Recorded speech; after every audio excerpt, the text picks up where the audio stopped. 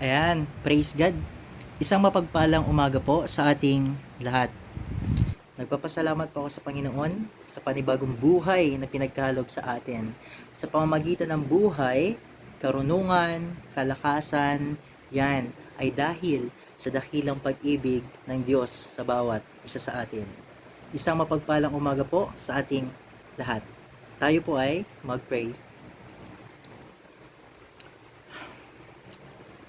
Aming Diyos na gumawa ng langit at ng lupa at sa tanging pangalan ng iyong bugtong na anak na si Jesus, Panginoon, maraming salamat po Lord sa araw na pinagkaloob po ninyo, sa buhay, kalakasan, sa physical na pangatawan na kalusugan, Panginoon, financially, Panginoon, spiritual, mensahe at karunungan, Panginoon Diyos. Panginoon, maraming salamat po ako, Panginoon, isang hamak at alipin lamang na naglilingkod sa iyo. Wala po ako, Panginoon, may pagmamayabang, wala po ako, Panginoon, may pagmamalaki. Ako ay isang hamak lamang, Panginoon, na naglilingkod sa iyo. Ako, Panginoon, isang mangmang. At dahil sa bag at awa po ninyo ay nabigyan ng karunungan. Panginoon, maraming salamat. Dalangin ko po, Panginoon, ang gawa nito, ang video na ito ay naway maging daan para mas lumago ang pananampalataya po namin sa iyo. Panginoon, labos-lubos, Panginoon, ang pasasalamat po sa iyo. Maraming salamat po. Aming samot dalangin sa tanging pangalan ng iyong bugtong na anak ni Jesus. In Jesus' name, Amen. Ayan, praise God. Alam po ninyo, nung bata pa ako, ang dami ko na talagang question sa sarili ko. Sa puso ko, sa isip ko, halimbawa nito is, ano nga ba ibig sabihin ng buhay? Yun ay nabigyan ng kasagutan dahil sa Matthew chapter 22 verse 37 to 38. Ayan. Nabigyan na rin natin pansin kung paano nagiging bagong nilalang ang isang tao. Yan ay mababasa natin sa 2 Corinthians chapter 5 verse 17. Ngayon, ang bibigyan po natin pansin ngayon dahil tayo ay nasa pandemic, ito ang bibigyan natin pansin. Bakit hindi natatapos ang problema ng tao? Ayan. Tayo po ay mag-pray. In the name of Jesus, Lord, maraming salamat po, Lord, sa araw na pinagkaloob po ninyo. Maraming salamat, Lord, sa kalakasan, sa karunungan at higit sa lahat, Panginoon, sa dakilang pag-ibig po ninyo. Panginoon Jesus, nais ko po, Panginoon, na mas lumago kami sa pananampalataya sa iyo. Nais po namin, Panginoon, na maging daluyan ang pagpapala ninyo, Panginoon, sa ibang tao, maging sa mga unbeliever, Lord. Naway, Panginoon, sa pamagitan, Panginoon, ng video na ito, naway hindi, Panginoon, maputol ang iglesia namin para sa paglilingkod po namin sa iyo. Panginoon, ako ay isang hamak at alipin lamang na naglilingkod sa iyo. Wala po ako, Panginoon, may pagmamalaki. Hindi ko po, Panginoon, nais na magmayabang. Bagkus, Lord, nais ko lang po, Panginoon, na papurihan ka at papasalamatan ka.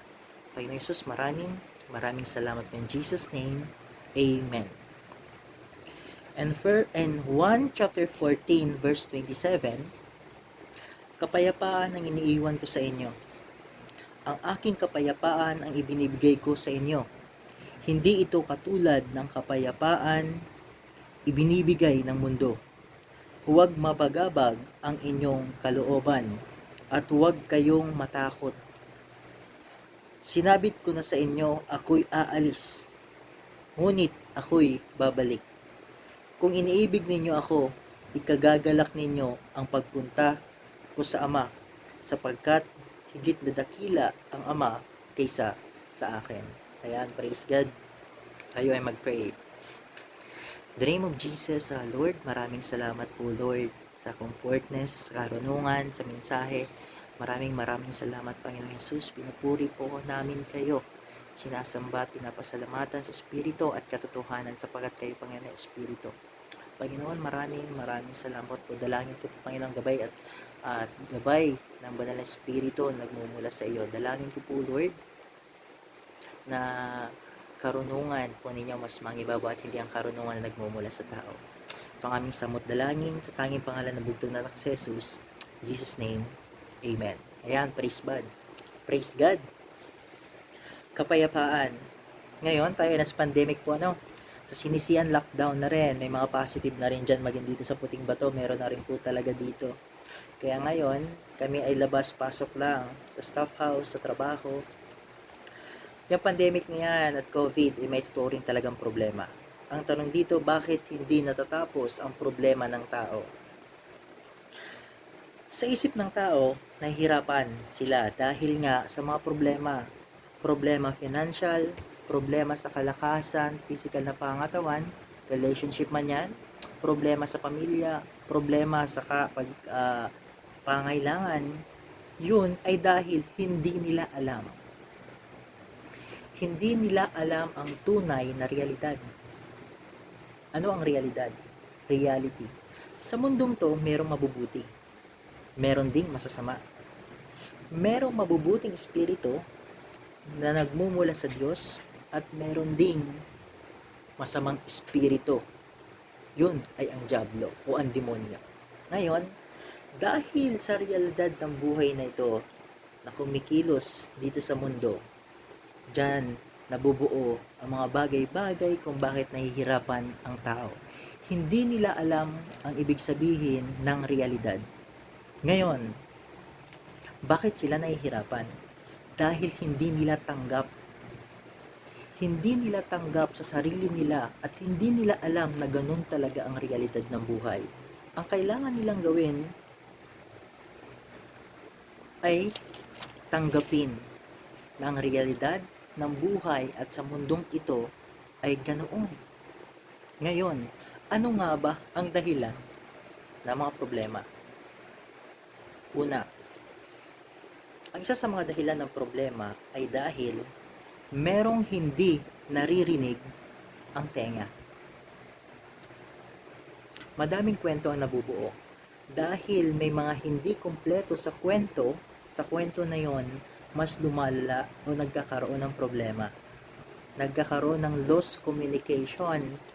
Nagkakaroon ng hindi pagkakarinig ang tenga. Hindi alam ang buong pangyayari. Kaya nagkakaroon din ng problema. Isa at pangalawa, dahil merong hindi nakikita ang mga mata. Ano ang mga bagay na ito?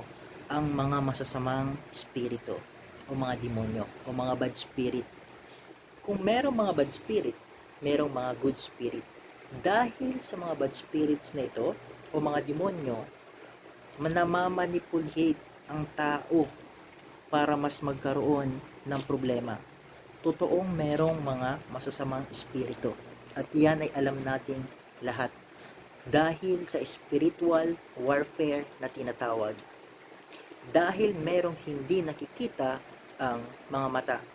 Pangatlo, dahil merong hindi naaabot ang isip. Hindi alam ang buong detalye. Hindi naaabot ng isip. Kaya nagkakaroon din ng problema. Financial, relationship, pagkakaibigan, trabaho, career. Hindi naabot ng isip kaya nagkakaroon ng problema. Yan ang pinagmulan ng problema. Hindi mawawala iyan dito sa mundo dahil sapagkat yan ay realidad. Hindi lahat ng problema ay galing sa Diyos. Hindi lahat ng problema ay nagmula sa Kanya. Meron ding mga dahilan na ang problema ay dahil sa environment. Dahil po sa environment. Halimbawa po nito, meron kang kaibigan. Sabihin po natin meron kang kapitbahay. Sa kabilang kapitbahay, meron siyang basura. Meron siyang basura. Yung basura ng kapitbahay mo ay tinapon. Tinapon sa bahay mo dahil magkapitbahay kayo. Ngayon, ikaw naman ang problema. Dahil yung mga kalat ng basura ay nandoon na sa bahay mo, ikaw naman na problema ang kalat. Ngayon, nagmula ba ang problema na yun sa Diyos? Hindi. Yun ay nagmula sa tao. Yun ay nagmula dahil sa kapaligiran o dahil sa environment. Dala ng kapaligiran, hindi gawa ng Diyos yan. At ngayon, ano ang pinakamaganda natin gawin? Ang pinakamaganda natin gawin, dahil ang problema ay realidad dito sa mundo, magkaroon ka ng peace. Peace sa Diyos. Ang peace ay hindi mo makukuha sa tao. Hindi mo makukuha ang kapayapaan sa pamamagitan ng tao o ng mundong ito. May mga taong gusto magkaroon ng bahay, gusto magkaroon ng mga garang sasakyan. Subalit kapag nakuha nilang bagay na yon, maghahanap na naman sila ng iba. Dahil likas sa tao ang hindi nakukontento. Ngayon, dahil wala siyang kakuntintuhan, nais niyang kumuha ng mga bagay na yun ang alam niya na yun ang makakapag-sustain sa kapayapaan na hinahanap niya. Ang pinakamaganda nating gawin ay ang magkaroon ka ng peace sa Diyos.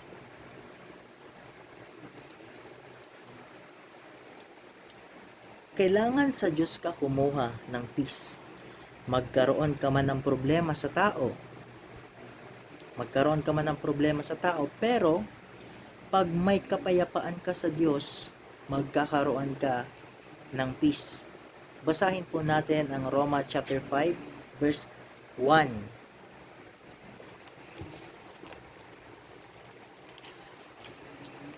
Sapagkat napawalang sala na tayo sa pamamagitan ng ating pananampalataya, mayroon na tayong mapayapang ugnayan sa Diyos sa pamamagitan ng utos ng ating Panginoong Jesucristo. Ngayon, magkakaroon tayo ng peace of mind sa pamamagitan ng pananampalataya sa Diyos o sa pamamagitan ng pananampalataya sa Panginoong Jesucristo. Ngayon, kung lalapit ka sa Diyos dahil may problema ka, o maging sabihin na natin, may problema ka, lalapit ka sa tao, maaaring mabigyan ka ng advice ng taong yan, subalit maaaring wala din siyang alam na hindi niya maibibigay sa iyo. Subalit kung meron kang peace sa Diyos, meron kang kapayapaan sa Diyos, malalaman mo na ang problema ay kayang-kayang solusyonan ng Panginoon Diyos. Halimbawa nito, meron mang taong nagagalit sa iyo, subalit dahil nananampalataya ka sa Diyos, maiintindihan mo sila dahil meron kang kapayapaan sa Diyos na nagmumula. Maiintindihan mo na ang lahat ng tao ay hindi perpekto. Lahat ng tao ay nagkakamali. To have peace with God is to live with peace. Yan ang sabi ng Panginoong Yesus sa John chapter 14 verse 27. Kapayapaan ang iniiwan ko sa inyo, ang aking kapayapaan ang ibinibigay ko sa inyo. Hindi ito katulad ng kapayapaang ibinibigay ng mundo. Ang Panginoong Yesus pala magbibigay ng peace of mind sa atin at hindi sa pamamagitan ng mundong ito at sa pamamagitan ng tao. Magkakaroon ka ng kapayapaan sa Diyos ay ang pagkabuhay na may kapayapaan dito sa lupa. Huwag masyadong pansinin ang problema dito sa mundo. Ang mahalaga ay may kapayapaan ka sa Diyos. Ayan, praise God. Ang pinakamahalaga po dito ay magkaroon tayo ng kapayapaan sa Diyos. Magkakaroon ka man ng problema, tayo ay meron nasa kabila ng pandemic, tayo ay mga lockdown na meron pong mga nag-positive sa COVID. Subalit, kung ikay mayroong kapayapaan sa Diyos, meron kang kinikilalang Diyos, magkakaroon ka ng kapayapaan sa sarili mo, sa kalooban mo, at maiintindihan mo ang totoong realidad ng buhay. Hindi ka mahihirapan sa problema at magkakaroon ka ng kapayapaan sa sarili. Yan ay dahil sa pakikipag-isa mo sa Panginoon Diyos. Sa Diyos ang kapurihan, magpakailanman. In Jesus' name, Amen. Tayo ay mag-pray.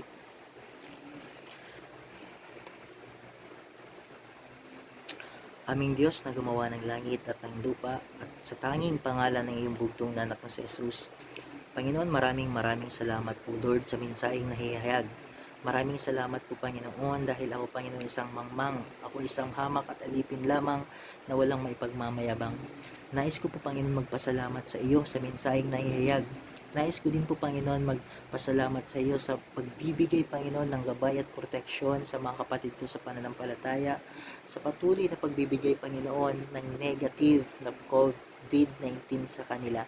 Maraming salamat, Panginoon, sa pagpuprovide ng pag-ibig sa bawat isa sa amin. Panginoong Yesus, maraming salamat, O Diyos. Dalangin ko po, Lord, ang bawat isa sa amin na magkaroon, Panginoon, ng kapayapaan sa kalooban at hindi kami, Panginoon, mahirapan sa mga problemang dumaraan. Panginoon, kung dalangin ko po, Lord, na magkaroon kami ng kapayapaan na nagmumula sa Diyos. Dalangin ko po, Panginoon, na gabayan niyo po kami. Naway kung lulubin po ninyo, Panginoon, na mas mapalapit po kami sa iyo, ay magagawa po namin sapagkat wala pong imposible sa iyo. Panginoon Diyos, dalangin ko po, Panginoon, kapayapaan sa bawat isa sa amin, mga haligi ng Iglesia ng The Way, lahat, Panginoon, na mga taong nasa iba't ibang lugar, mga Kristiyano, Panginoon, na nampalataya sa iyo. Dalangin ko din po, Panginoon, ng mga taong hindi pa nakakilala sa iyo ay makakilala sa iyo, naway magkaroon sila, Panginoon, ng kapayapaan na nagmumula sa iyo. Panginoong Yesus, maraming salamat po. Pinupuri po pa kita, Panginoon, sa Espiritu at katotohanan.